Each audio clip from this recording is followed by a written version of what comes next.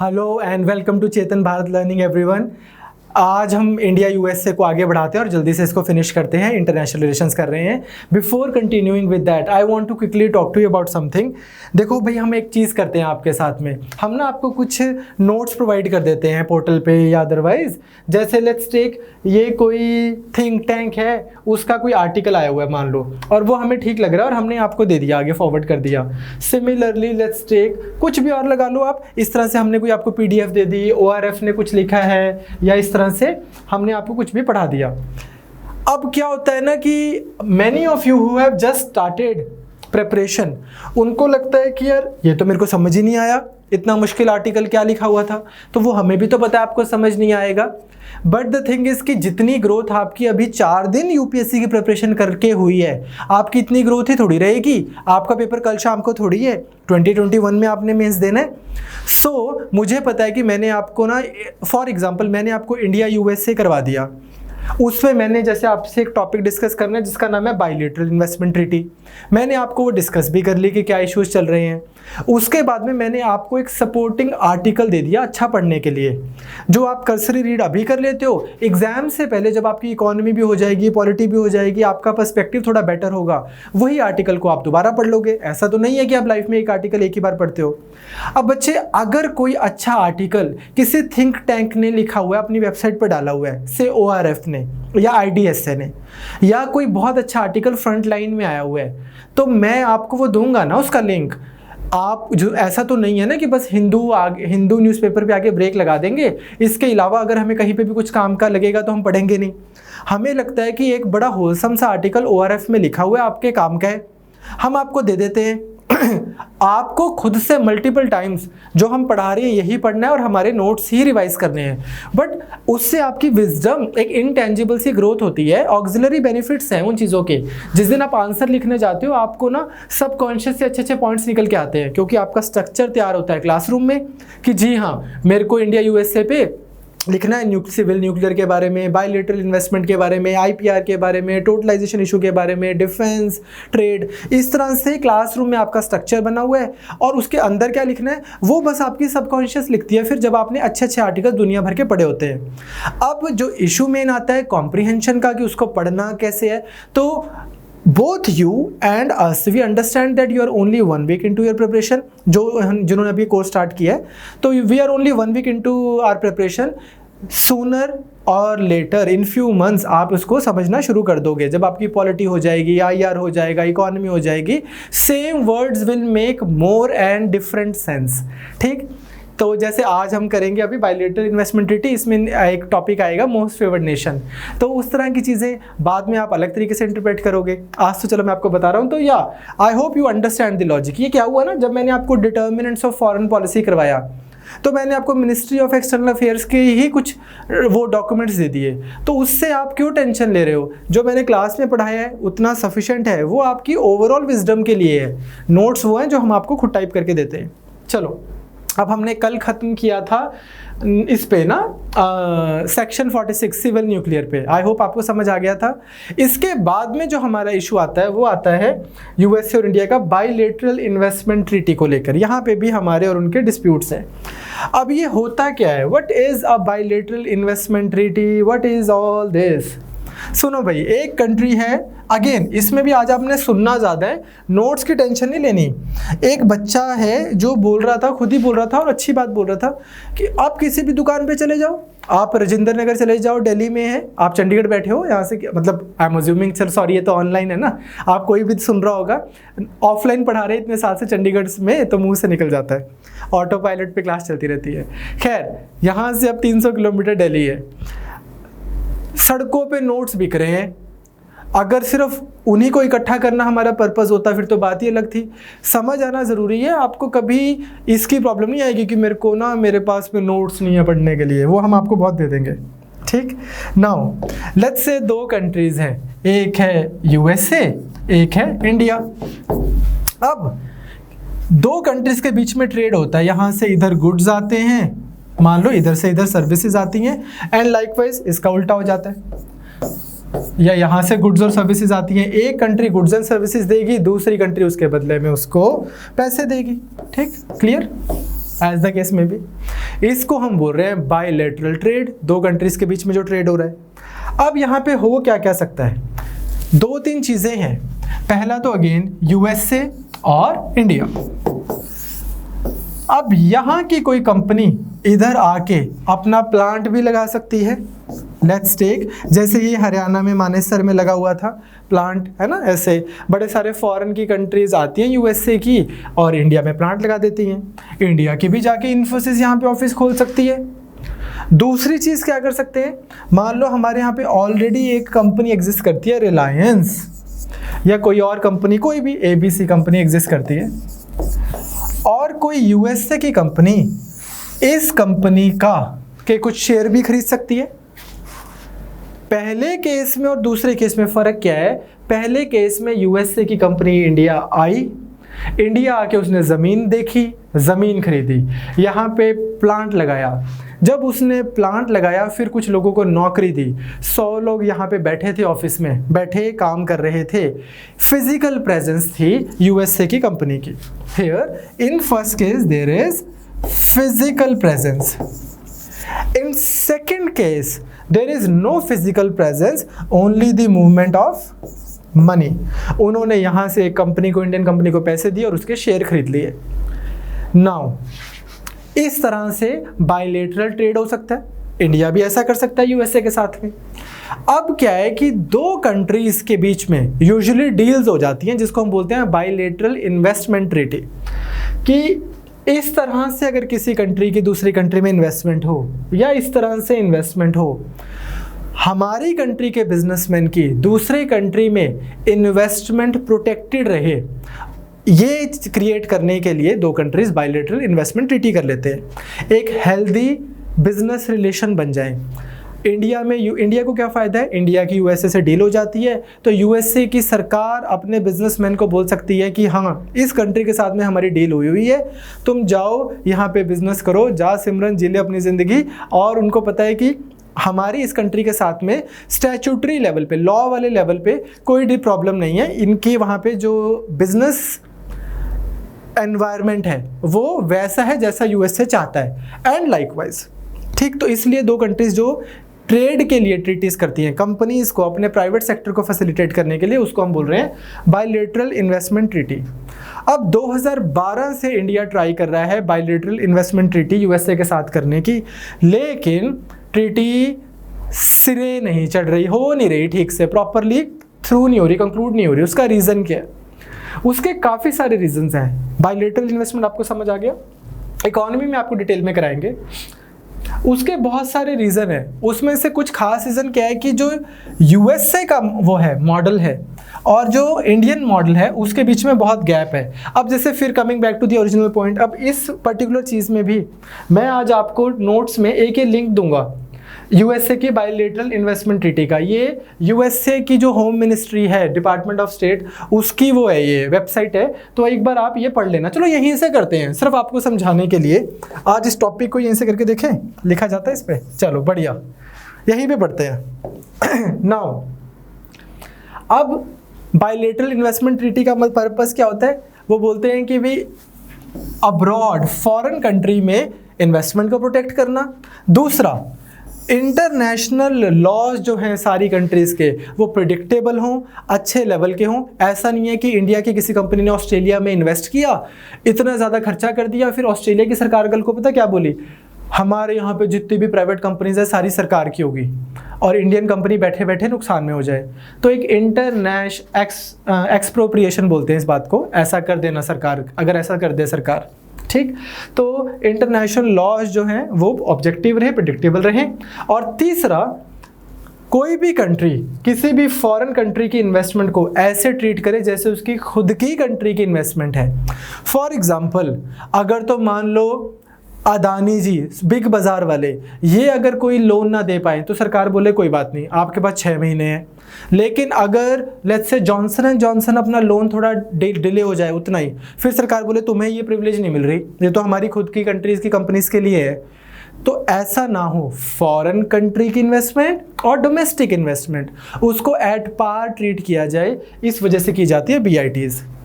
अब क्या है, सबसे पहला जो इशू हमारा उनके साथ में आता है, ये यूएसए ने ऑफ कोर्स नहीं लिखा होगा, वो क्या है, वो बच्चे ये है कि अब ये नहीं बोल रहा कि पीछे दिख नहीं रहा है, चलो इसको रहने देते हैं, कि ये यूएसए की वेबसाइट है, मैं आपको लिंक दे दूंगा, ठीक। सबसे पहली प्रॉब्लम क्या है हमारी, इनकी मॉडल की ही प्रॉब्लम है। क्या बात बनी,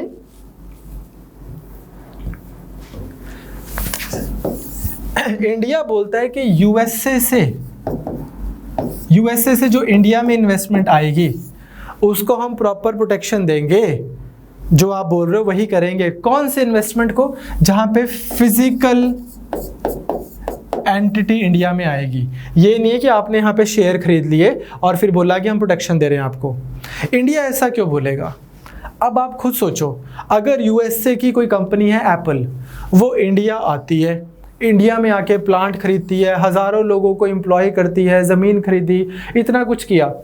अब ऐसा तो है नहीं ना कि ये एक दिन शाम को डिसाइड करेगी छोड़ यार मज़ा नहीं आ रहा, चलते हैं यहाँ से। प्रॉपरली काम करेंगे, इस पे ट्रस्ट किया जा सकता है। ऑन दी अदर हैंड एक दूसरी चीज़ भी तो की जा सकती है। इंडिया में एक मान लो कंपनी है जिसका नाम है लिज्जत पापड़। अब यूएसए की कंपनी क्या करती है, इस कंपनी में लगा देती है बहुत सारे पैसे। अब जब वो पैसे लगा देती है तो लिज्जत पापड़ के शेयर बढ़ जाते हैं बहुत ज़्यादा, बड़े सारे लोकल लोग भी उसको खरीद लेते हैं। वन फाइन डे जिस कंपनी ने इसको में पैसे लगाए, इसको लगा लिज्जत पापड़ का रेट तो बहुत डाउन होता था, हमने पैसे लगाए, कंपनी की वैल्यू बढ़ गई, बहुत सारे इंडियंस ने भी पैसे लगा दिए, आओ यहाँ से भागे वापस, महंगे में अपने शेयर बेच के कैपिटल फ्लाइट हो जाए। तो एकदम से ये सारे इंडियन लोग तो डूब जाएंगे जिन्होंने लिज्जत पापड़ में इस भरोसे से पैसा लगा दिया कि यूएसए ने भी इतना पैसा लगा रखे। एक हाइपोथेटिकल सिचुएशन आपको बता रहा हूं। नाउ ऐसा ना हो, इस वजह से जब ये कंपनी अपने पैसे वापस लेके जाने लगेगी तो सरकार रोक सकती है कि नहीं भाई आप ऐसा नहीं कर रहे। इस तरह से कोई टैक्स लगा सकती है कि हमारे यहाँ से इस तरह से एक क्वांटम के ऊपर एकदम अपने शेयर बेच के फॉरेन कंट्री में अपने पैसे लेके जाना नहीं अलाउड। अगर सरकार ऐसा कर दे और आपकी ट्रीटी हुई है तो फिर यूएसए क्या बोलेगा कि यार अगर कोई इंडियन बंदा अपने शेयर बेच के अपने पास पैसे रखता फिर तो तुम ऐसे ना करते। इसका मतलब तुम इंडियन इन्वेस्टमेंट को और अमेरिकन इन्वेस्टमेंट को एट पार नहीं ट्रीट कर रहे। यू अंडरस्टैंड क्या प्रॉब्लम आ सकती है? इस वजह से सबसे पहली प्रॉब्लम क्या है कि यूएसए चाहता है कि दोनों चीजों में प्रोटेक्शन दो, एंटरप्राइज में भी और एसेट में भी। एसेट मॉडल कौन सा है? जहां पे आप क्या कर रहे हो, एसेट मॉडल जो है उसमें आप सिर्फ शेयर्स खरीद रहे हो। On the other hand enterprise model कौन सा है? जहां पे आप फिजिकली भी प्रेजेंट हो, यहाँ पे आप शेयर्स, डिबेंचर्स इसमें इन्वेस्ट कर रहे हो। तो यहाँ पे जो इकोनॉमी वाले हैं, this is more like FII, this is FDI, बाद में कराएंगे आपको। तो पहला तो मॉडल पे ही प्रॉब्लम होगी। इंडिया सिर्फ बोलता है बायलैटरल ट्रीटी में हम ये वाली इन्वेस्टमेंट को प्रोटेक्शन देंगे कि हाँ ये वाली आपकी इन्वेस्टमेंट और इंडिया की ये वाली इन्वेस्टमेंट एट पार ट्रीट की जाएगी। ये नहीं। पहला डाउट क्लियर हो गया, पहले प्रॉब्लम समझ आ गई। तो इसमें एग्जामिनर आपसे दो वर्ड्स ढूंढ रहा होगा, हेडिंग ढूंढ रहा होगा बायलैटरल इन्वेस्टमेंट ट्रीटी की प्रॉब्लम्स में। पहला differences with the model, Indian model is the enterprise model and USS model is the asset model. दूसरी चीज, अब इंडिया थोड़ी सी ना इंडिपेंडेंस चाहता है। इंडिया ये चाहता है कि इंडिया हो सकता है यूएसए को एक ऑफर दे और वियतनाम एक दूसरी कंट्री हो सकता है इसके लिए कुछ और स्पेशल कंसेशंस दे दे इसको। क्लियर? इसके लिए स्पेशल कंसेशन इंडिया दे, यूएसए को ना दे, ऐसा इंडिया चाहेगा। मतलब नॉट वो एक्चुअली करना चाहेगा, ऐसी फ्रीडम चाहेगा वो कि उसके पास ऑप्शन रहे। बट यूएसए बोलता है कि आपको हमें देना है मोस्ट फेवर्ड नेशन का स्टेटस। अब जो आप में से अभी तैयारी करनी शुरू कर रहे हैं उनको मैं बताता हूं कि मोस्ट फेवर्ड नेशन एक मिसनॉमर है। मोस्ट फेवर्ड नेशन का मतलब ये नहीं है कि दिल से प्यारा, सबसे प्यारा, मेरा तो जी सबसे प्यारा देश ये है। मोस्ट फेवर्ड नेशन का मतलब है ब्रोजोन, ठीक है? इसका मतलब है just like any other country. मतलब जब ये सुनो बड़े ध्यान से, ये इंपॉर्टेंट है। कंट्री 1 जब कंट्री 2 को मोस्ट फेवर्ड नेशन का स्टेटस देती है, इसका मतलब क्या है? ये बोलती है कि अब जैसा मैं कंट्री 3 को ट्रीट करूंगा, जैसा मैं कंट्री 4 को ट्रीट करूंगा, जैसा मैं कंट्री 5 को ट्रीट करूंगा, वैसा ही मैं आपको भी ट्रीट करूंगा। आप किसी डिसएडवांटेज पे नहीं है। तो मोस्ट फेवर्ड नेशन का मतलब कोई एडवांटेज नहीं है स्पेशल, इसका मतलब है कोई स्पेशल डिसएडवांटेज नहीं है। अगर एंटाइटलमेंट जैसी इनकी है वैसे ही आपकी है, क्योंकि आप भी हमारे मोस्ट फेवर्ड नेशन हो। तो मोस्ट फेवर्ड नेशन का मतलब क्या है? अ नॉर्मल रिलेशन, डिसएडवांटेज ना होना। ठीक, तो आज के बाद अगर आपने किसी को बोलना, बोल सकते हो कि आप मेरे मोस्ट फेवर्ड हो। डीप डाउन इनसाइड आपको पता है कि इसका मतलब है नॉर्मल, आर्म्स लेंथ। इसका मतलब अब ये देखो, लेकिन अगर हम यूएसए मान लो आज इसको, अगर ये यूएसए है, ये यूएसए और ये वियतनाम है, हमारे पुराने हाइपोथेटिकल एग्जांपल से उठा लें, आज इसको कुछ पॉजिटिव देना है, हमने कुछ स्पेशल एडवांटेज देनी है बायलैटरल इन्वेस्टमेंट ट्रीटी करके, लेकिन आपको फिर वो यूएसए को भी देनी है क्योंकि वो आपका मोस्ट फेवर्ड नेशन है, और आपने बोला है कि जो इनको एडवांटेज, जैसे the way I am treating all of them वैसे हम आपको ट्रीट करेंगे। तो इंडिया चाहता है कि हम कंट्री टू कंट्री डील करें। हमारी इन्वेस्टमेंट की जो पॉलिसी है वो कंट्री टू कंट्री इन्वेस्टमेंट हम यूनिकली डील करें। यूएसए चाहता है मोस्ट फेवर्ड नेशन का कॉन्सेप्ट। तो उनकी बायलैटरल ट्रीटी और हमारे जो प्रपोजल है उसमें मैच नहीं होता, जो ड्राफ्ट बनाया था। पहला क्या प्रॉब्लम होगी? मॉडल की। दूसरी मोस्ट फेवर्ड नेशन के इशू की। किसी को अगर समझ नहीं आएगा तो वो दोबारा 2 मिनट वीडियो पीछे करके देख लेना बाद में। तीसरी NI, अभी तक IR में आप पढ़ रहे हो, NI मतलब नेशनल इंटरेस्ट। ठीक है, अब यहाँ पे NI का मतलब क्या है? Sorry, NT। अभी तक हम NI क्या पढ़ रहे हैं? National interest. अब NT का मतलब क्या है? नेशनल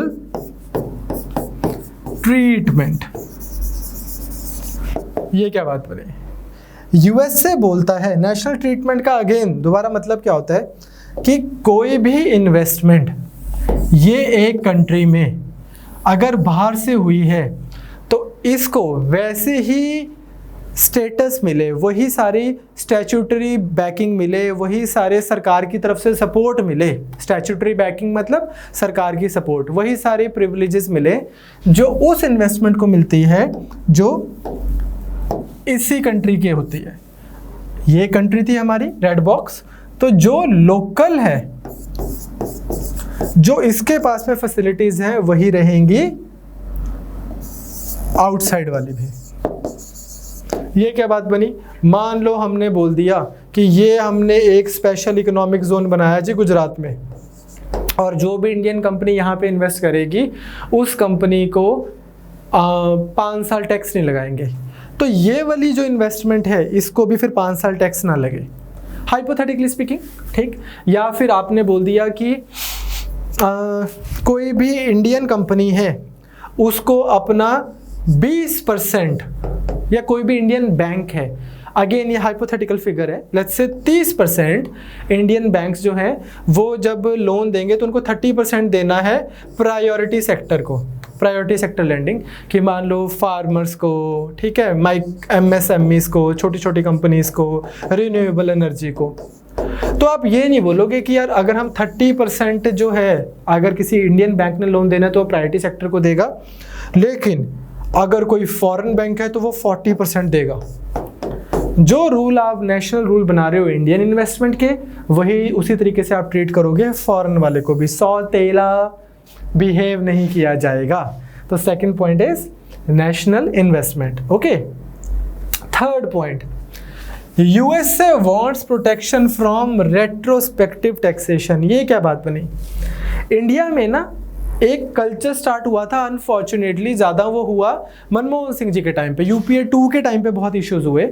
उसके बाद में अरुण जेटली जी ने इसके ऊपर बहुत सारा बड़ी बड़ी स्पीचेस दी कि यार ऐसा हम नहीं करेंगे। वो क्या था, एक कंपनी है, वो अपनी लाइफ में काम कर रही है, आप उसे टैक्स ले रहे हो, फिर एक दिन गवर्नमेंट आके ये बोलती है कि यार सुनो भाई, तुम्हारा टैक्स बनता है इस साल का 15 करोड़, लेकिन हमने तुम्हारे पुराने टैक्स भी रिकैलकुलेट किए हैं, सन 2000 से, और तुम्हारा एक और टैक्स बनता है पुराना रिकलेक्ट करके रेट्रोस्पेक्टिवली, वो तुम्हारा बनता है 15,000 करोड़। ठीक है, तो ये तुम्हारा पुराना टैक्सेशन बनता है। ये क्या बात बनी, ये कंपनीज और सरकार के बीच में इश्यूज हो जाएंगे इन चीज़ों से। नोकिया को इंडिया ने ऐसे रेट्रोस्पेक्टिव टैक्सेशन में घसीट लिया था, वोडाफोन को घसीट लिया था। एक कंपनी है केन्स इंडिया, जिसका एक और नाम है वेदांता, उनका भी रेट्रोस्पेक्टिव का टैक्सेशन का केस चल रहा है। और इस तरह से बहुत सारी कंपनीज हैं जिनके ऊपर इंडियन टैक्स डिपार्टमेंट ने पुराने टैक्स की लायबिलिटीज निकाल के सामने रख दी कि तुम्हारा तो पुराना बनता है 2000 करोड़, 5000 करोड़, ऐसे बहुत बड़े बड़े ह्यूज सम्स। इससे क्या होगा, कंपनीज वाइंड अप करके वापस चली जाएंगी। अब आप ये देखो यूएसए के पॉइंट ऑफ व्यू से, मान लो कोई कंपनी है यूएसए की जिसका नाम है, अगेन मान लो हाइपोथेटिकली स्पीकिंग, जनरल मोटर्स। अब जनरल मोटर्स अगर इंडिया में काम कर रही है और इंडिया में वो स्ट्रगल करने लग जाती है because of all these factors, तो जनरल मोटर्स इंडिया जो है उसको नुकसान होगा। जब उसको नुकसान होगा तो यहाँ पे तो यूएसए में जो उसकी बाकी ब्रांचेस हैं उनके ऊपर भी तो हीट आएगी ना। अगर आपकी लेट्स से एक चीज़ सही नहीं चल रही तो फिर बाकी चीज़ों पे भी प्रेशर आता है, तो ओवरऑल कंपनी के लिए भी गलत है ये, नॉट ओनली इंडियन इन्वेस्टमेंट के पॉइंट ऑफ व्यू से बट ओवरऑल। तो यूएसए थोड़ी चाहेगा कि उसकी कंपनीज जो है वो इंडिया में ऐसा फंसे कि वापस यूएसए में भी वो बंद हो जाए। You understand? तो वो बोलता है कि यार रेट्रोस्पेक्टिव टैक्सेशन नहीं होनी चाहिए। इंडिया खैर इस पे बोलता है कि यार देखो ऐसे हम आपको लिख के क्या दे दें, अगर आपका टैक्स बनेगा तो बनेगा, बट हाँ otherwise Indian government as a matter of policy, the way Indian government is trying to function, we are trying to come across as a business friendly nation.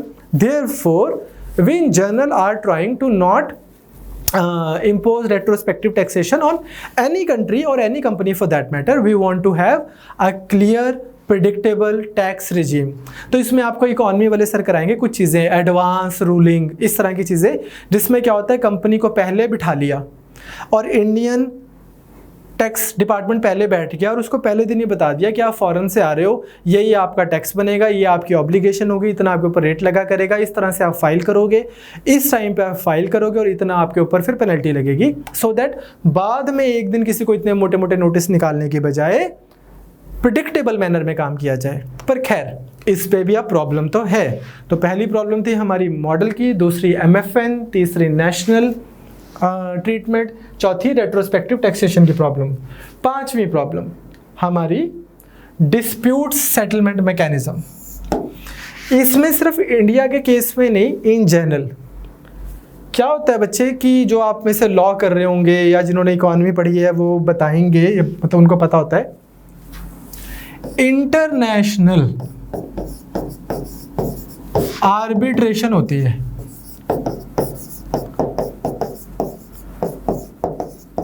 कुछ कंपनीज होती हैं, मतलब कंपनीज बोलते हैं, कुछ ऑर्गेनाइज बॉडीज बनी होती हैं, जैसे Dubai arbitration centre, Singapore arbitration centre. यहाँ पे क्या होता है, बहुत सारे बड़े बड़े एडवोकेट्स, ठीक, वकील बैठे होते हैं बहुत बड़े बड़े, plus chartered accountants, plus technical जो भी लोग होते होंगे, जो एज द केस में भी वो, फिर चार्टर्ड इंजीनियर्स प्लस एक्सपर्ट्स, बड़े सारे एक्सपर्ट्स मिलके एक बॉडी बनती है जिसको हम बोलते हैं आर्बिट्रेशन सेंटर। ये क्या करते हैं कि अगर दो, मतलब in addition to other things, ये क्या करते हैं, अगर दो कंट्रीज के या दो अलग अलग कंट्री की कंपनीज के या किसी एक कंट्री और किसी और कंट्री की कंपनी का कोई इशू हो, तो वो यहाँ पे डिस्कस होके यहाँ पे सॉल्व होता है और यहाँ पे उसका फैसला होता है। तो लेट्स से कोई पोर्चुगल की कंपनी है, उसने इंडिया में कुछ सामान प्रोवाइड किया और यहाँ पे उसका गवर्नमेंट ऑफ इंडिया से हो गया डिस्प्यूट। अब इंडिया तो चाहेगा कि इस केस को सुप्रीम कोर्ट ऑफ इंडिया में डिसाइड किया जाए, क्योंकि हमारे यहाँ का केस है, हमारे यहाँ का केस है तो हमारी सुप्रीम कोर्ट में डिस्कस होगा। लेकिन पोर्चुगल को लगेगा कि नहीं यार, इनके यहाँ पे तो लीगल सिस्टम पे हमारा फेथ नहीं है, तो अब क्या किया जाए। अब ये बोलेगा पोर्चुगल में होगा तो पोर्चुगल में भी क्यों करें भाई हम। तो इस तरह से आर्बिट्रेशन सेंटर बने होते हैं जो आपकी मेन स्ट्रीम जुडिशरी का एज सच पार्ट नहीं है।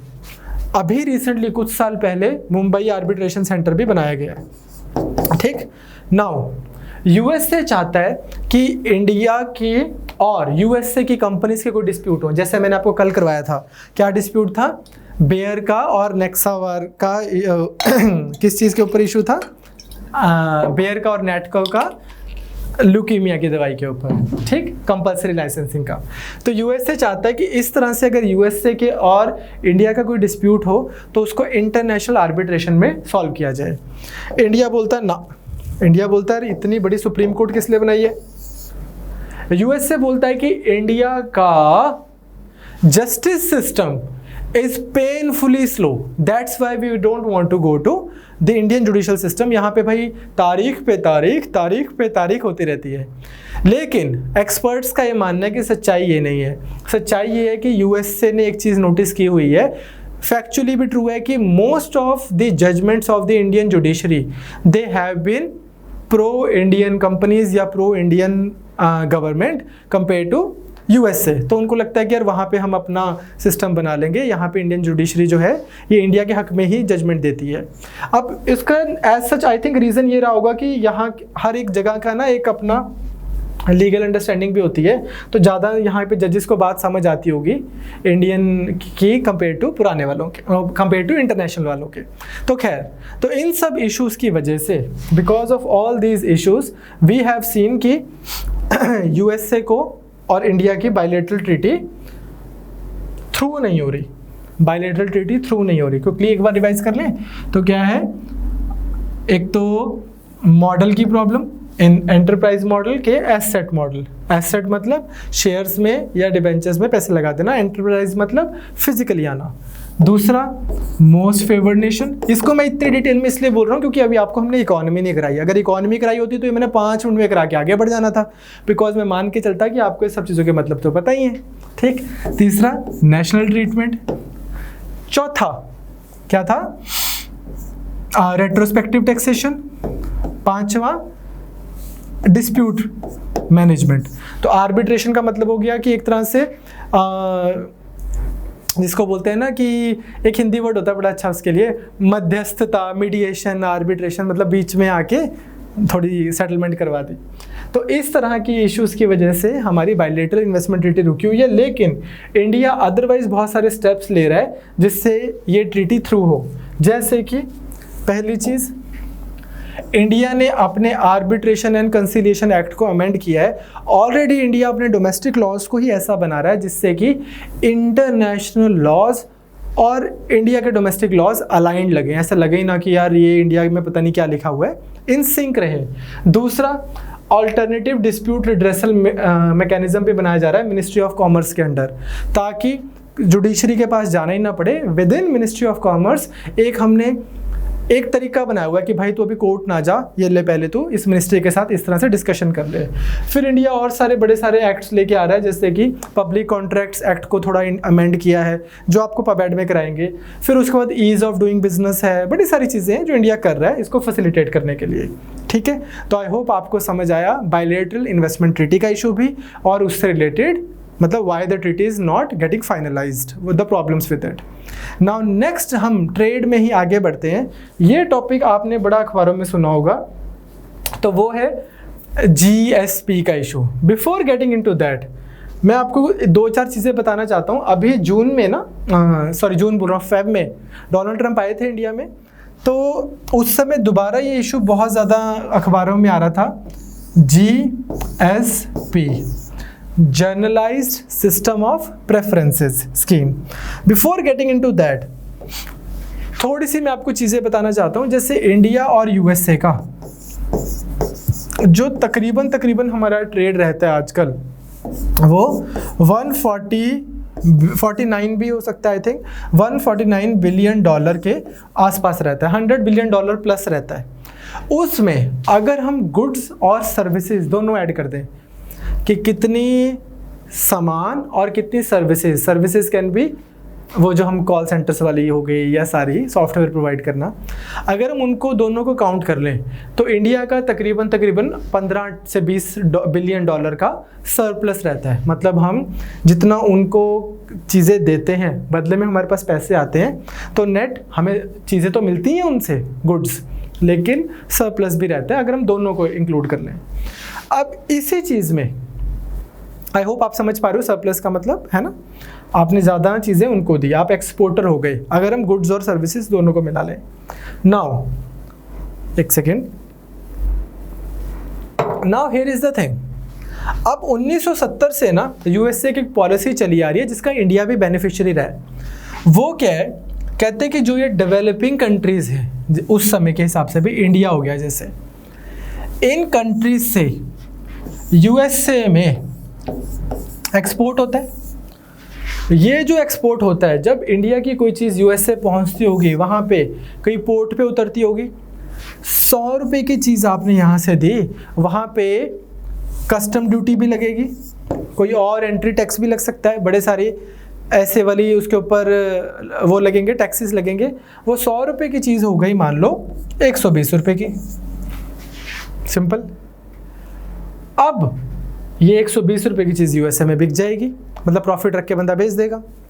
नाउ अगर यूएसए एक चीज़ करे, वो ये बोले कि यार ये जो 20 रुपये हम लगा रहे हैं, ये हम आपके इंडियन गुड्स को हम छूट दे रहे हैं कि इधर से जो इधर आएंगे गुड्स इंडिया के, इनको हम कस्टम ड्यूटी नहीं लगाएंगे।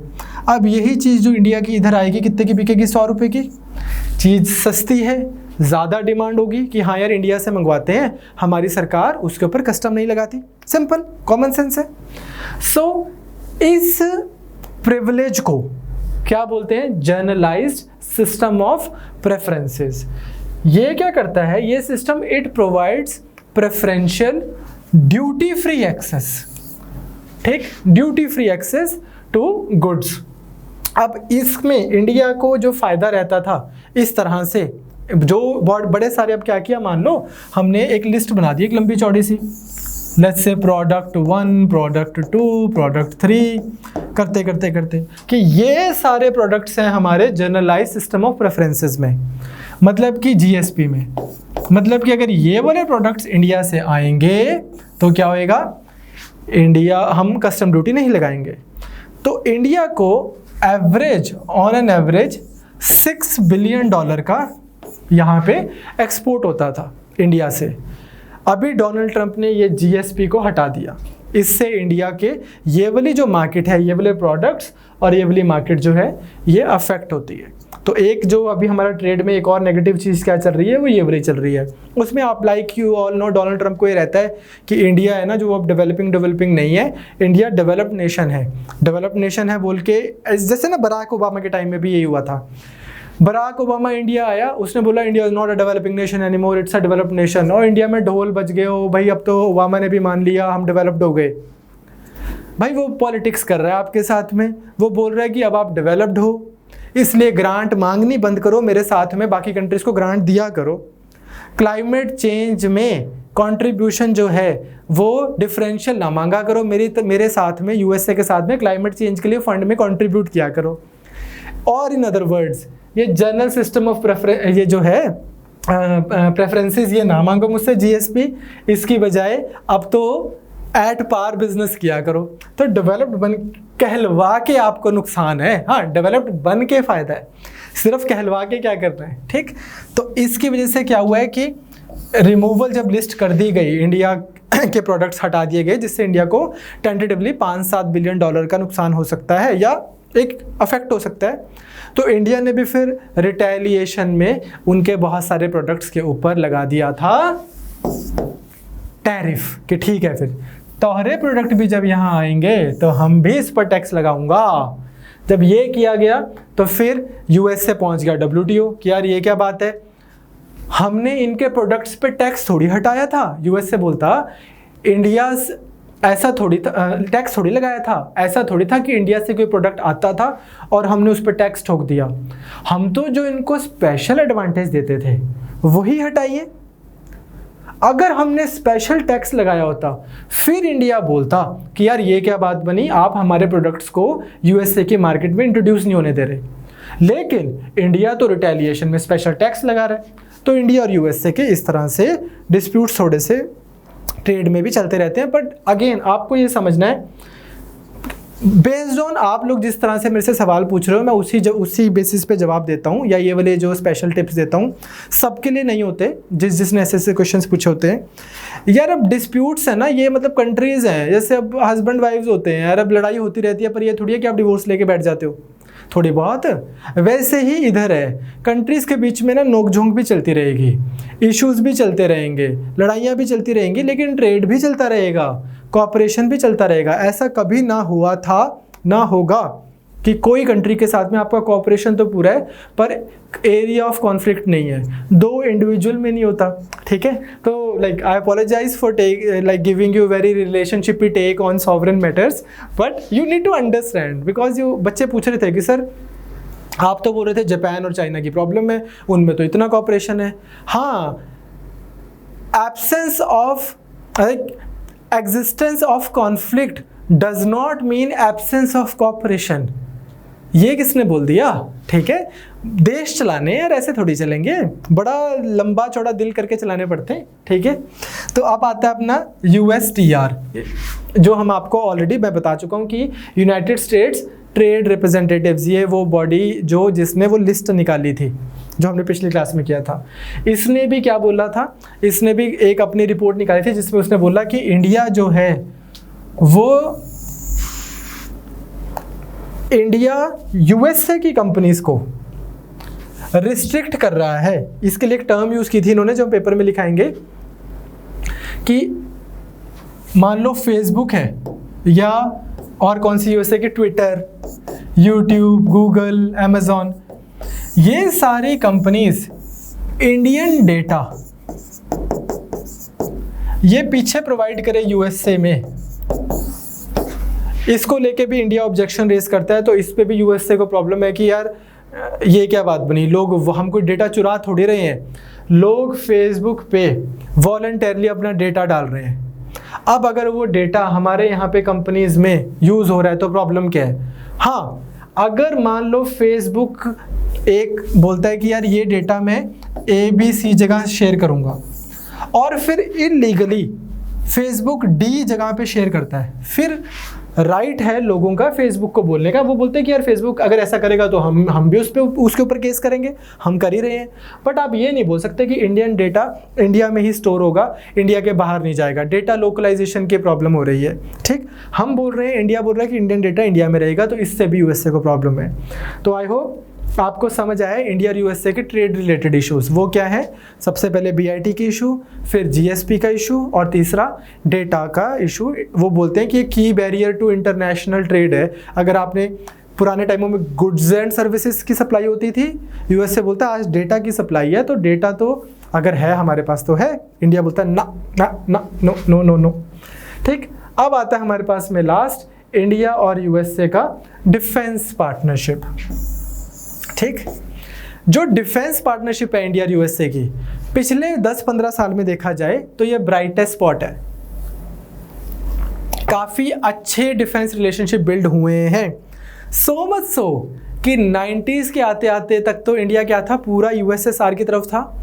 पिछले 25 साल में, और उसमें भी पिछले 15-20 साल में इतने ज़्यादा डिफेंस कॉपरेशन बढ़िया इंडिया USA की कि आज बहुत सारे इश्यूज़ में इंडिया के पास वो स्टेटस है USA के कॉन्टेक्स्ट में जो UK के पास है। In many matters India is treated at par with the NATO allies और से UK। कैसे, आओ देखते हैं। सबसे पहले तो ये है कि हमारे जो ट्रेड डिफेंस रिलेशन है ये स्टार्ट होने शुरू हुए 1995 में। थोड़ी बहुत डिस्कशन हुई और हमारी ना इनके साथ में एक 10 साल की एक ट्रीटी हो जाती है, जिसको किया चलो आज हमने एक रिलेशनशिप बिल्ड कर दिए, अब इसको रिव्यू करेंगे 2005 में। अब उसके बाद बोलते हैं अब इसको रिव्यू करेंगे 2015 में, एंड सो ऑन, ठीक।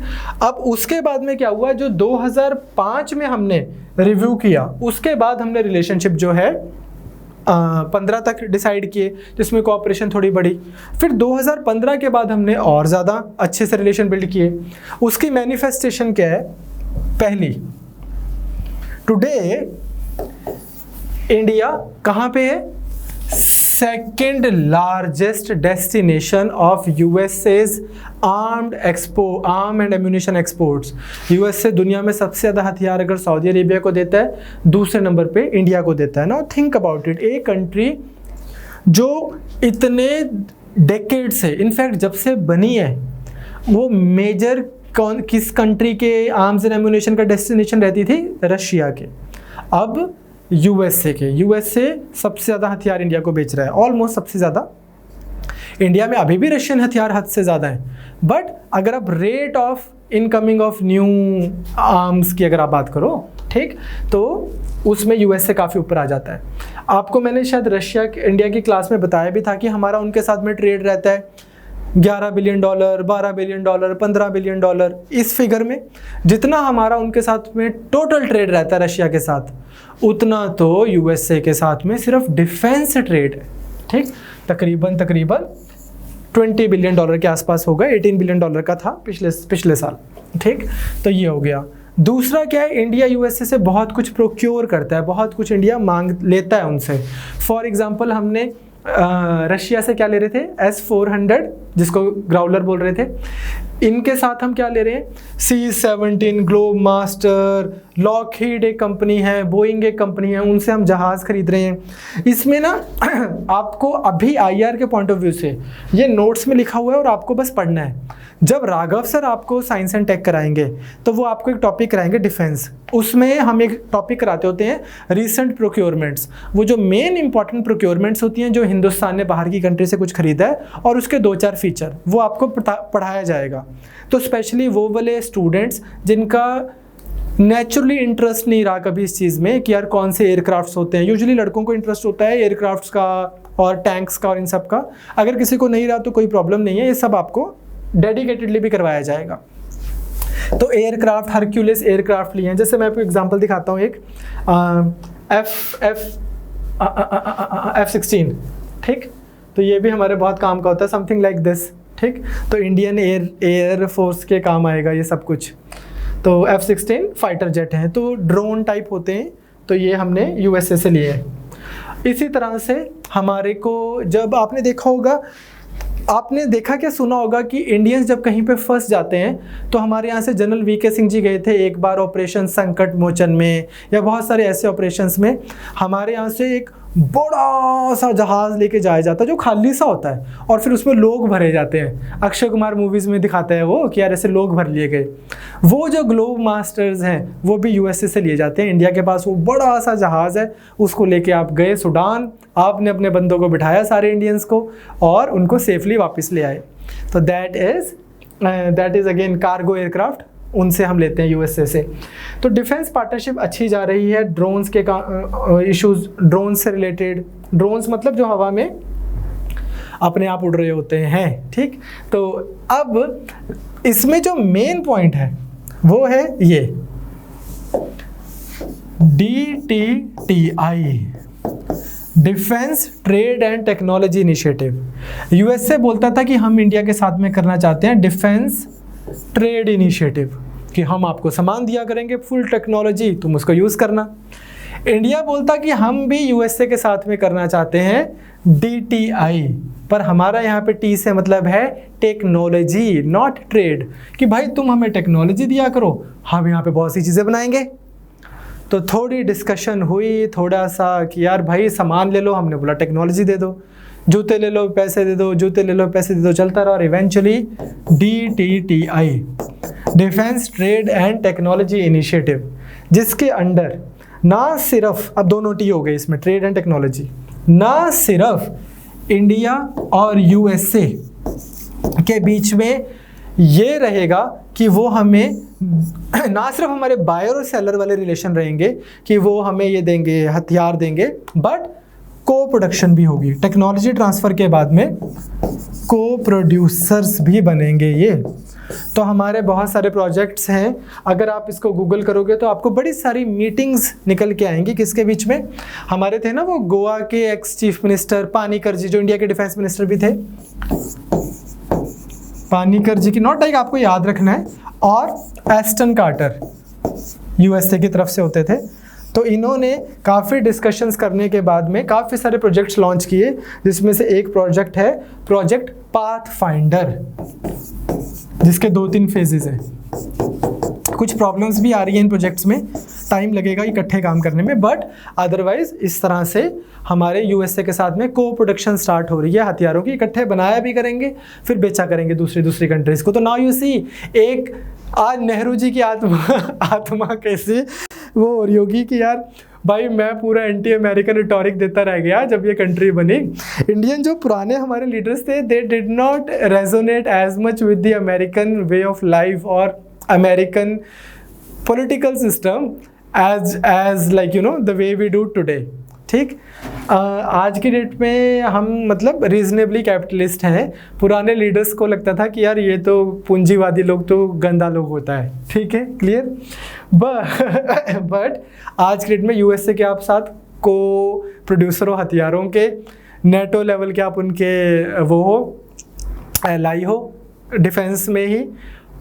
थोड़े दिनों पहले की बात है जब आप एंटी अमेरिकन होते थे और वो भी एंटी इंडियन होते थे कि यार ये क्या इमोरल से लोग हैं, यूएसएसआर की सपोर्ट कर रहे हैं।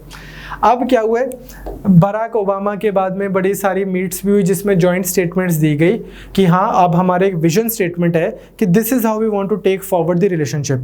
How do we want to take forward the relationship?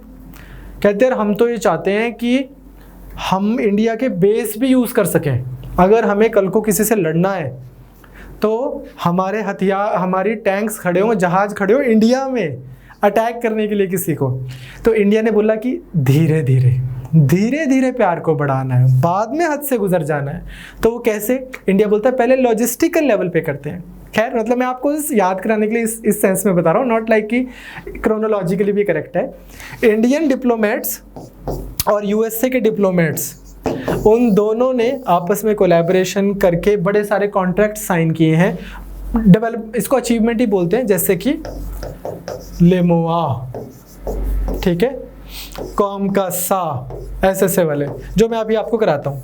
पर before getting into this you need to know कि इंडिया और यूएसए की डिफेंस रिलेशनशिप की like burgeoning, increasingly getting better relationship की ही ये मिसाल है कि हमारे उनके साथ में कितनी सारी रेगुलर एक्सरसाइजेज होती हैं, जैसे कि मलाबार, MALABAR, ठीक। दूसरा युद्ध अभ्यास। तीसरा red flag and so on, ठीक। तो ये इंडिया और USA getting like really getting intimate defence relationship wise. अब इसमें एक चीज़ तो हमने एक दो जो हैं वो हमने उनके साथ में साइन कर लिए हैं एग्रीमेंट, ठीक। वो क्या है, ये पेंडिंग नहीं है, ये कर लिया है। एक क्या है, LEMOA, LEMOA, logistical exchange memorandum of understanding. Logistical, what is logistical? मान लो यूएसए की डिफेंस आर्मी, नेवी कोई भी इंडिया में आई हुई है, उनको हेल्प चाहिए। वो कैसी हेल्प हो सकती है कि यार मेरी गोलियां खत्म होगी, गोलियां दे दे। दूसरी, यार मेरे एक बंदा मर गया, मेरे साथ आके लड़ ले। या तीसरी, यार मेरे एयरक्राफ्ट का पेट्रोल ख़त्म हो गया, ला दो। फूड सप्लाईज ला दो, हमें यहाँ से उधर जाना है, ट्रैवल करना है, हमें हेल्प कर दो, बेस एक बेस से दूसरे बेस मूव करना है। तो ये जो सारी फैसिलिटीज़ होती हैं, नॉट दी प्रीवियस वन कि आप उनके साथ में लड़ रहे हो, कॉम्बैटिव एक्सचेंज नहीं हो रहा है उनके साथ में आपका, आप उनके साथ में लड़ नहीं रहे हो, उनकी जगह नहीं लड़ रहे हो। एज ऑफ नाउ आप उनके साथ नहीं लड़ रहे हो, उनकी जगह नहीं लड़ रहे हो, उनको आर्म्स एंड एम्युनिशन की सप्लाई नहीं दे रहे हो, वो तो वही खुद आपको दे रहे हैं। यूएसए की अगर ये दिन आ गए तो फिर बात ही क्या है। बट क्या कर रहे हो आप, उनको लॉजिस्टिकल सपोर्ट प्रोवाइड कर रहे हो, रहने की जगह, खाने की जगह, बेसिक जो आपको शिफ्ट करने की, ट्रांसपोर्टेशन एंड सो ऑन। तो इंडिया और यूएसए क्या करेगा, यूएसए एंड इंडिया क्या करेगा, लॉजिस्टिकल एलाई बन गए हैं कि एक दूसरे को ये प्रोवाइड करेंगे लॉजिस्टिकल सपोर्ट। तो इस एग्रीमेंट को, जो जिस एग्रीमेंट के अंदर दोनों कंट्रीज एक दूसरे को लॉजिस्टिकल सपोर्ट प्रोवाइड करेंगे, उसको हम क्या बोल रहे हैं? ज़्यादा तेज तो नहीं हो रहा, थोड़ा धीरे करते हैं, भावुक हो गया ना। जिस एग्रीमेंट के अंडर इंडिया और यूएसए एक दूसरे को लॉजिस्टिकल सप्लाईज प्रोवाइड करेंगे, वो क्या होएगा? LEMOA। ये मैं बार बार इसलिए बोल रहा हूँ क्योंकि एग्जाम में लिख देंगे, सामने ऑप्शन दे देंगे, लेमोआ। ठीक। सेकंड एक और एग्रीमेंट जो हमारा यूएसए के साथ में हुआ है इसी से रिलेटेड, वो आप अखबारों में बहुत पढ़ते होंगे, आपने पढ़ा होगा 2+2 डायलॉग। 2+2 डायलॉग जिसमें क्या होता है, इंडिया और यूएसए दोनों के foreign minister and defence minister, इनके भी उसी के इक्विवेलेंट, ये मिलते हैं, बैठते हैं, बात करती हैं और कुछ कोई कॉन्ट्रैक्ट साइन करते हैं। तो लास्ट टाइम पे सुषमा स्वराज जी थे उस समय हमारा इनके साथ में एक एग्रीमेंट साइन हुआ जिसका नाम है कॉमकासा। कॉमकासा क्या है? बेसिकली यूएसए का एक एग्रीमेंट करता होता है यूएसए कंट्रीज के साथ में जिसका नाम होता है सिस्मोआ, CISMOA, communication and information security memorandum of agreement, जिसके अंदर यूएसए के पास ना स्नूपिंग कैपेबिलिटी बहुत ज़्यादा है, या उसको हम बेटर वर्ड्स में बोले इंटेलिजेंस गैदरिंग कैपेबिलिटी बहुत ज़्यादा है। वो प्रिसाइसली बता देता है 5-5 मीटर पे यहाँ पे ये बंदा यहाँ बैठा है, यहाँ पे शिप आ रही है, यहाँ पे एयरक्राफ्ट है। यूएसए इंडिया के साथ में ये वाली इंफॉर्मेशन शेयर करेगा बिकॉज, तो इसी को इंडिया स्पेसिफिक जो सिस्मोआ है उसको हम बोलते हैं कॉमकासा। इसमें क्या होता है कि USA provides India with encrypted equipment and system so that India and USA can communicate in secure network, India and USA. It works in peace and war time. As of now India थोड़ा सा घबरा रहा था कि पाकिस्तान के साथ में भी तुम ऐसे से एग्रीमेंट करके बैठ जाओगे, हमारे साथ में भी करके बैठ जाओगे तो हम थोड़े वल्नरेबल हो जाएंगे।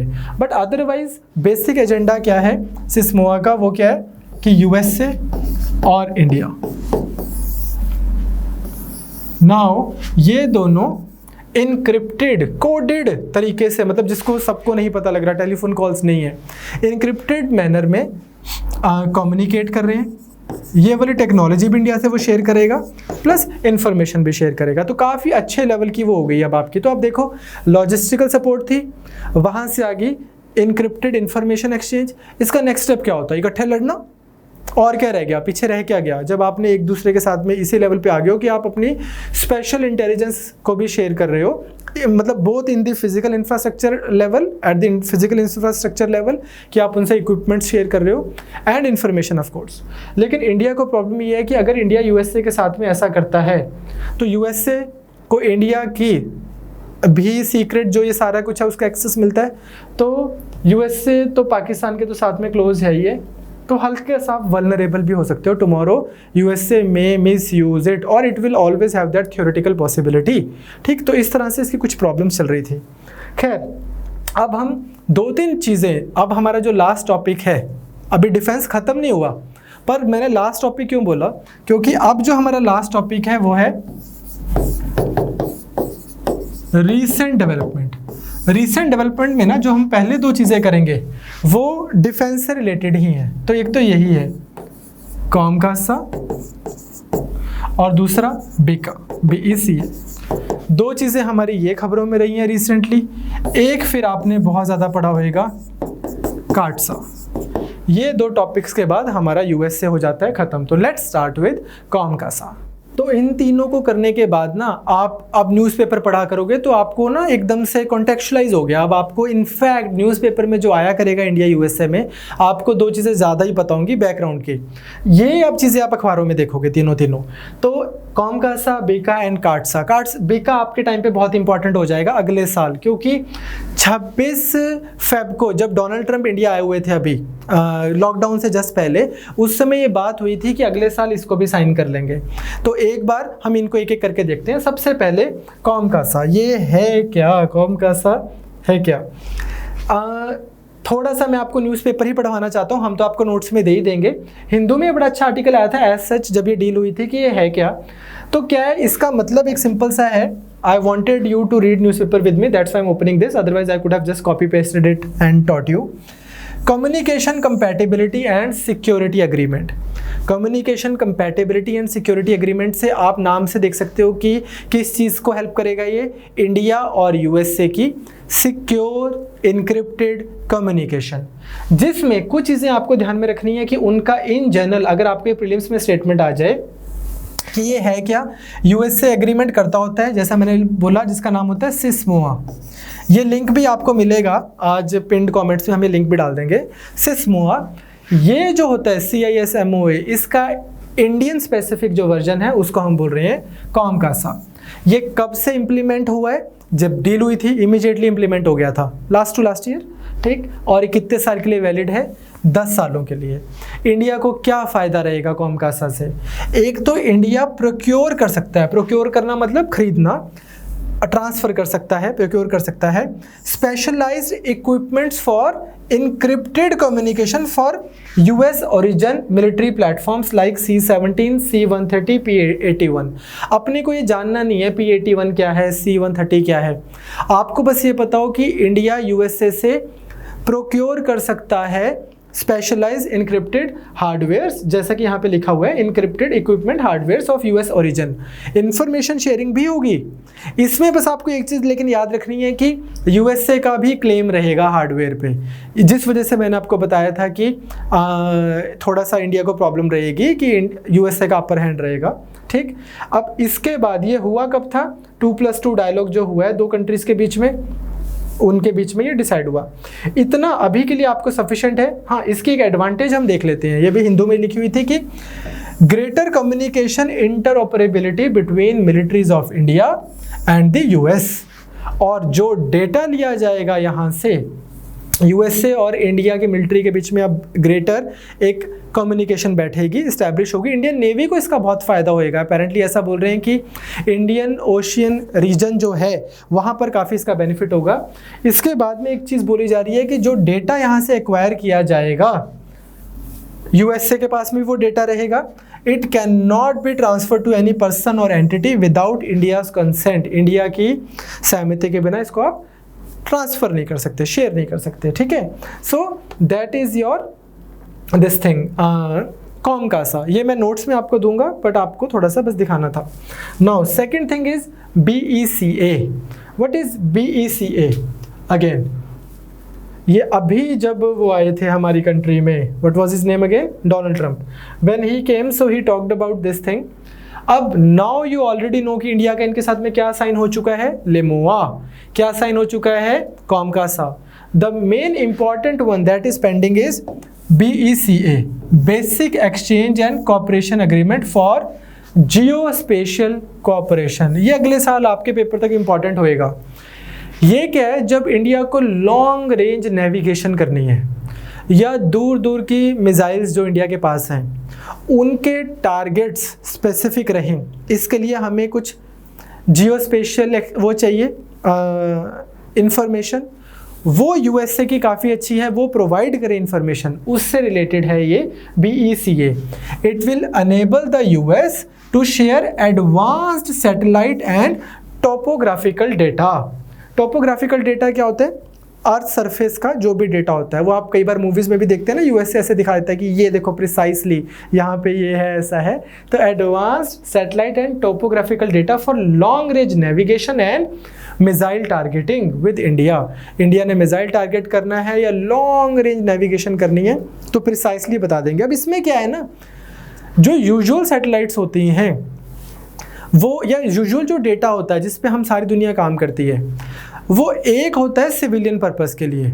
मान लो आपने देखा कि सैटेलाइट्स के थ्रू आपके नॉर्मल GPS फ़ोन्स में भी पता लग जाता है कि यार ये बंदा यहाँ है, पर उसकी एक रेंज होती है। जो मिलिट्री पर्पस होते हैं, जो इंटेलिजेंस पर्पस होते हैं, ये बहुत ज़्यादा स्पेसिफिक होते हैं, एडवांस्ड होते हैं, रियल टाइम होते हैं, काफ़ी बेटर होता है ये। ओके, तो अब now that we have sign GSOMIA and LEMOA with USA, now the time is right for BECA। और जैसा कि बोला गया ऑफिशियल्स ने कि BECA should be inked by next year, तो आने वाले साल आपको BECA भी हो जाएगा। तो आई होप आपको कॉमकासा और BECA समझ आ गया। ब्रॉडली स्पीकिंग दोनों क्या हैं, special encrypted information sharing program between India and USA. Third आता है, अब ये डिफेंस में नहीं है, थर्ड इशू अब जो फाइनल आप खबरों में पढ़ोगे वो पढ़ोगे countering American adversaries through sanction act. Countering मतलब घेरना, अमेरिकन एडवर्सरीज दुश्मन, थ्रू के द्वारा, सैंक्शंस लगा के, एक्ट। तो जो लोग अमेरिका के दुश्मन हैं, जो एडवर्सरीज हैं, जो उनके विरोध में जा रहे हैं, उनके ऊपर सैंक्शंस लगाकर उनको घेरने का एक्ट लेके आया यूएसए, जिसको बोलते हैं काटसा। अब कौन लोग यूएसए को परेशान कर रहे हैं? यूएसए बोलता है 3 लोग मेरे को ज़्यादा परेशान कर रहे हैं, एक रशिया, एक ईरान और एक नॉर्थ कोरिया। तो यूएसए क्या बोलता है? कहता है कि यार इनके ऊपर हम लगा रहे हैं सैंक्शंस। मतलब क्या? जो इनके साथ में ट्रेड करेगा, मतलब इनके साथ कोई ट्रेड नहीं करेगा, जो इनके साथ में ट्रेड करेगा हम फिर उसको बताएंगे, हमारे साथ तो फिर वो ट्रेड नहीं करेगा, हम उसको भी इधर ही डाल देंगे, ना हम उसको ग्रांट्स देंगे, ना हम उसके साथ में ट्रेड करेंगे, ना इंपोर्ट करेंगे, ना एक्सपोर्ट करेंगे, ना ये ना वो, और इन सब के ऊपर हमने सैंक्शंस लगा दी। अब कोई भी कंट्री है, जैसे कि से इंडिया यूएसए को बोल सकता है कि तुम लगाई जाओ, मेरा तो ईरान से प्यार है, मैं तो करूँगा। तो फिर यूएसए बोलेगा ठीक है कर लो, लेकिन फिर भुगतो उसी के साथ में, अब तुम उसी के फ़ोन उठाओ, ठीक। यूएसए ऐसा बोल सकता है इंडिया को। तो अब यूएसए को क्योंकि पता है कि वो इतना इम्पॉर्टेंट है, उसको पता है डॉलर की वैल्यू, उसको पता है इंडिया को जब 100 कंट्रीज़ को एक्सपोर्ट करनी होंगी, चीज़ें इंपोर्ट करनी होंगी, उस दिन इसको डॉलर की ज़रूरत पड़ेगी। इसके इतने सारे आईटी के कंपनी जो इंडिया की यूएसए में डिपेंडेंट है, इनको मेरी ज़रूरत पड़ेगी। 150 बिलियन डॉलर का जो ट्रेड हो रहा है हमारा और इंडिया का, उसमें इंडिया को प्रॉब्लम होएगी। इंडिया को है ना प्रॉब्लम। रशिया के साथ आपका ट्रेड कितना है? 15 बिलियन। यहाँ पे ट्रेड कितना है? 150 बिलियन। आप 150 बिलियन का ट्रेड थोड़ी सेक्रीफाइस कर लोगे 15 बिलियन के ट्रेड के लिए, ये यूएसए को पता है। और नॉर्थ कोरिया के साथ तो वो भी नहीं है। तो यूएसए अपनी पोजीशन का फ़ायदा उठा के एक्ट लेके आया है, ये आपको समझना है। जब मैंने आपको पहली क्लास लगाई थी ना, इंडिया की फॉरेन पॉलिसी बताई थी, उसमें मैंने आपको एक बात बताई थी कि India as such does not support country specific sanctions लगनी है तो वो यूनाइटेड नेशन के थ्रू लगनी चाहिए। बट सच्चाई ये है कि सैंक्शंस लगती हैं, लगती आ रही हैं, और डिपेंड करता है लगाने वाला कौन है। अब ऐसे तो कल को पपुआ न्यू गिनी भी बोल सकता है कि countering Papua New Guinea adversaries through sanctions, वो लगाई जाए, किसी ने माननी नहीं कि हाँ भाई ठीक है। पपुआ न्यू गिनी कल को बोल दे या मेरे साथ ट्रेड कर लो या अमेरिका के साथ कर लो, तो इंडिया हंसेगा ही कि ठीक है भाई हम अमेरिका से कर लेंगे। वो तो यूएसए है, और फिर यूएसए यहाँ पे रुकेगा नहीं। अगर आप एज सच यूएसए को बोलोगे कि तुम कौन, तो बोलेगा मैं बताता हूँ मैं कौन, मैं वर्ल्ड पावर हूँ आज भी, ठीक। तो इस वजह से ये एक एक्ट आ जाता है। इंडिया अननेसेसरीज के देसी भाषा में बोले तो लपेटे में आ जाता है। क्यों? इंडिया को रशिया से आर्म्स चाहिए, एम्यूनेशन चाहिए।